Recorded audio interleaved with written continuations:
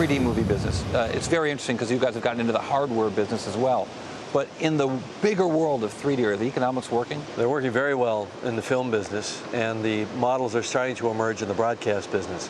And that's our focus now, because we feel like we've got film up and running over the last 4 or 5 years. It's proven itself. So the movie business is going strong, and the next big hurdle is to get it into the homes. Let's focus on that, on the film business in particular. So some movies, sort of, if you call it the attach rate, how many tickets are being sold in 3D, they haven't been as big as Avatar, obviously, and Alice in Wonderland, and maybe the Transformers movie is the only exception there. But the pace of attachment hasn't been quite as strong. What's that about? Well, I think what you've got is a media spin on something that's a really healthy business story. And the media spin is, we build you up, then we tear you down, right? So we're in the tear down trough of the the numbers are the numbers, No, right? but the numbers are the numbers. So what do they tell us? Here are the numbers. That 3D revenue in the movie business has gone up 40% year over year for 4 years straight, and is projecting to do the same thing. What you're seeing is that an individual film may make a slightly lower percentage. It might have gone from 75% a year or 2 years ago down to 60 or 55% now of the total business. But the reason is, in a sense, 3D is being penalized for being too successful. There are too many 3D movies in the market for the number of 3D screens. So they have to make part of their business out on the 2D, on 2D prints and 2D digital screens as well. A couple of years ago, you didn't have that because there were so few 3D theaters that when they came to market, everybody spaced them out and they ran linear. Now they're running in parallel and they're cannibalizing from each other. So in a way, this is a growth pain.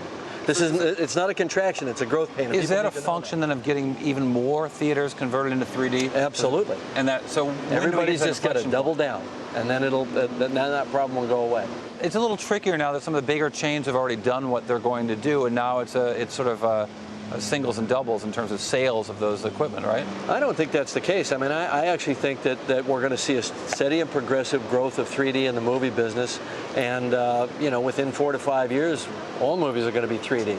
Really, we're sort of like we were in the early 60s, when some movies were in color and some were still in black and white, and eventually that black and white just got phased out.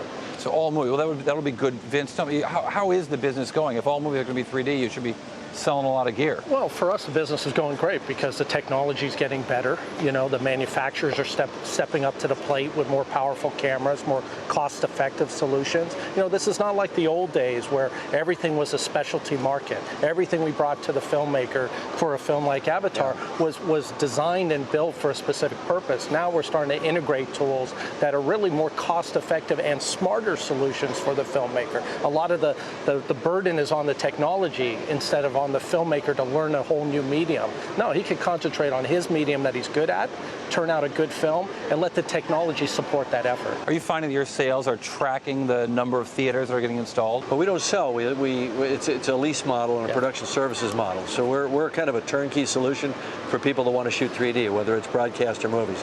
But in fact, yes, our growth, our number of employees, the amount of hardware that we have on our shelves, which actually is mostly off the shelves now, it's all out in the field working, has definitely tracked, and it's actually tracking well beyond the theater growth because broadcast is exploding as well. So what is the biggest bottleneck for you then? I think it's really on the broadcast side. The bottleneck is not for us. The bottleneck is the broadcast industry's perception of 3D, which is that it's something on the side of their 2D production. And as long as they're trying to do 3D and 2D production simultaneously, they're getting double dipped, and it's costing too much. You have to integrate it into a single production workflow, which is what we've been advocating for the last couple of years. How important is sports? Very important. Yeah. Do you think there's going to be some, have you got to get one of the big networks or something to do that? Well, we're already seeing that traction. We're shooting more than once a week now, where, a lot of people said, are we going to shoot every quarter? ESPN has taken a leadership position in 3D. We're supporting that with equipment, and, we're seeing that model work for them. It's working in cost. It's working with the robustness of the equipment, the ability to set, shoot, and strike on a single day. So all those indicators that they look for to turn it into a business model, CPG is meeting every single day with them. And I guess I should back up a little bit. Why get into the hardware business at all? Well, that's kind of how we think. Vince was the son of a machinist himself. I was a precision tool and die machinist in college, and we just like to make stuff. We like to build complex technology, take it out into the field and operate it, find out what works and what doesn't work. I love to operate cameras. When I direct a movie, I operate myself. When I executive produce a film, I operate camera. Which can be uncomfortable or a happy thing for the director. Well, we're going to get back to that when we come back after the break, but I want to talk about some of the ideas about innovation and reinventing the wheel and why you've decided to try to do things that way. We'll get to that when we come back, so hold on one second. We're here all week. All right, so we're back with Vince Pace and James Cameron. Talk to me about the notion of innovating. I'm really struck by your career and you guys working together since The Abyss in '88. It's hard enough to make a movie. Why try to reinvent the wheel and try to find a new way to make it and then make a movie? It's just how I've always seen it, you know. I mean, I always want to show people the most amazing thing I can show them. And often that requires creating something new, whether it was CG, like on The Abyss and Terminator 2, which it was the leading edge of that whole CG revolution, or in 3D. You know, I just want to put the best possible piece of entertainment on the screen that I can do. And if it involves technical innovation, that makes it more fun for us.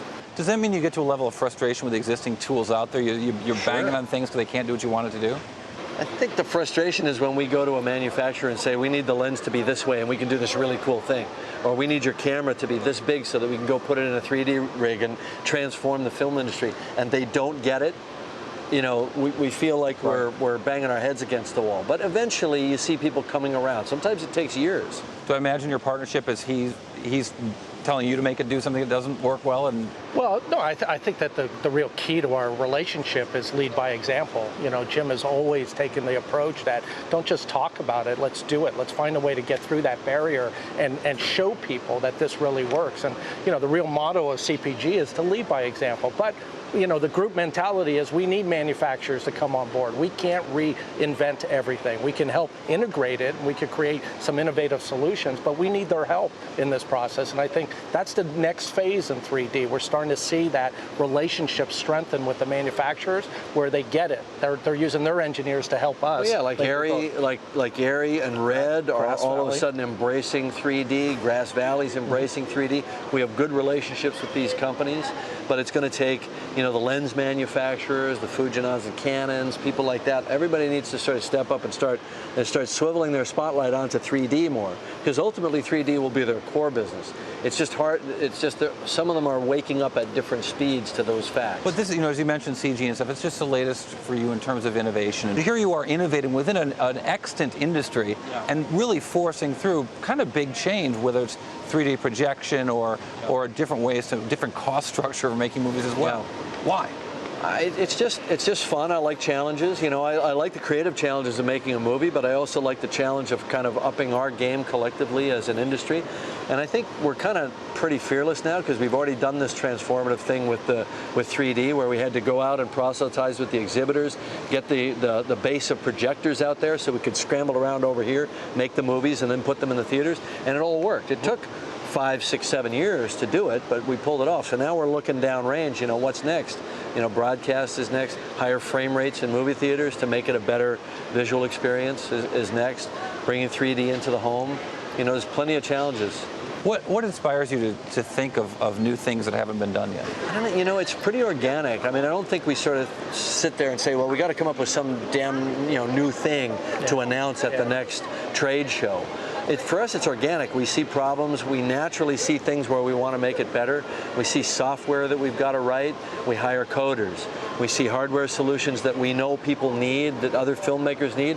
We hire engineers and we task them with these solutions. Because we exist at that interface in between kind of the lab, the theory side of it, and actual day-to-day practice. Because we're both shooters. We love to go out and shoot. So we either have found the problems ourselves, or we hear it from other people. Hey, can't you make that lighter, smaller, faster, smarter, more robust, whatever it is? And then we come back and we try to make it happen. I don't hear you talking a lot about storytelling, but it seems to me obviously what you're doing is ultimately is the storytelling. Well, you're right, and these all make the storytelling better, but they don't fundamentally change your job as a storyteller. In my mind, they're sort of two different things. Storytelling started around a campfire 50,000 years ago, you know, when we evolved speech. And it really has, the fundamentals haven't changed. You still got the Joseph Campbell kind of, you know, hero with 1,000 faces, the epic cycle, beginning, middle, and end, 3-act structure. I mean, Shakespeare mapped it all out for us, you know, 500 years ago. None of that stuff has changed that much. But the tools that make the day-to-day job of creating a narrative in pictures up on the screen, those change. And that constant reinvention makes it fun and exciting, even for old geezers like me, you know.